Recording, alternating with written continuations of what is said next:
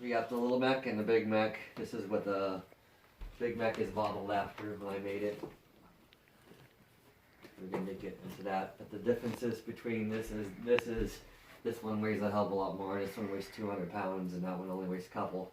So when it's walking, it has problems walking with it. I'll show you the feet, how it works now. I have it hooked up to a switch. It's kind of loud. Now when you notice when it's walking, the feet, they go up and down. This is one of the feet and it goes up and down like this when it's moving. I'm going to redesign these feet and put another motor on the back so the feet will stay like this and go this way parallel with the ground. So when it's walking, instead of it tipping forward and backwards and throwing the driver all over the place, it's going to go steady like this and just go parallel. And to do that, I'm going to use this part here. I already started making the parts for it. This is another gear drive. It's a motor, but I took the motor out, so it's got 2 independent axles on there. And this is going to go in the back in a spot here. And then what it is it's going to run parallel. It's going to run a chain from this part here to this gear back here. It's the same dimension chain. And it's going to be kind of like a timing chain. So when this is in a high position, that's going to be in a high position. And when it's going to be forward, it's going to be forward. And it's going to follow it. So the legs, it's going to keep the legs going parallel. And it'll keep it, when it goes this way, it'll keep them both parallel like this. It'll be straight. And that's the new idea that I have in keeping this more stable. And it'll be a lot easier to control.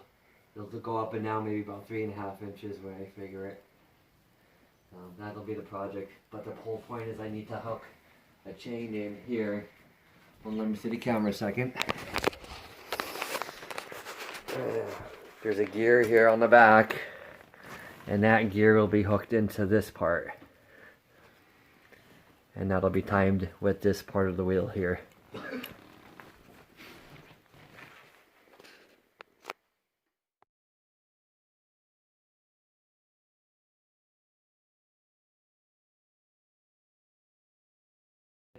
I took the motor and I geared it, put it directly to the wheel, kind of like a timing chain now. So this moves just like this one. Let's see.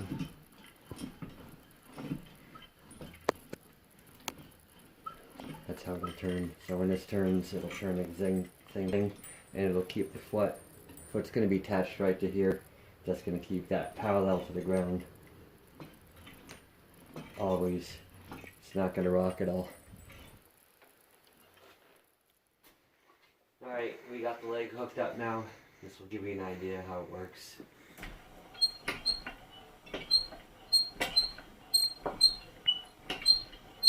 You figure the other leg's going to be here, identical to this one on the other side.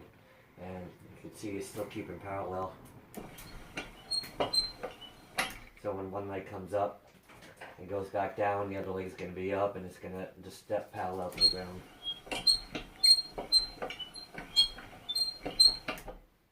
We got both of the legs on now. I'll do a little demonstration off the ground, and then we'll do a demonstration on the ground and see if it works.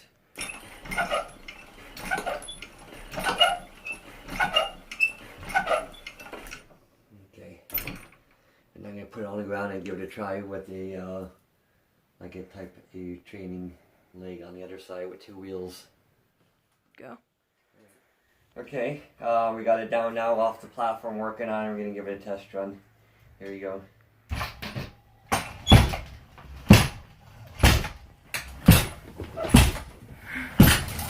This way. Don't step on me. It's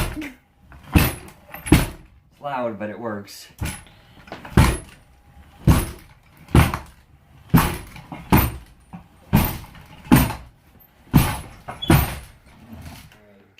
We're going to do the other side of the mech, but I need a gear that matches this one exactly right. This is a sprocket that I have from something else. I took it off of. So I have this washer.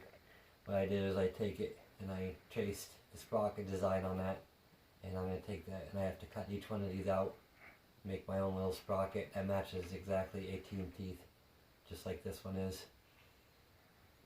That's going to be a project because it has to be all perfect. Alright, I got my washer clamped in there. I'm ready to start cutting the 18 teeth out.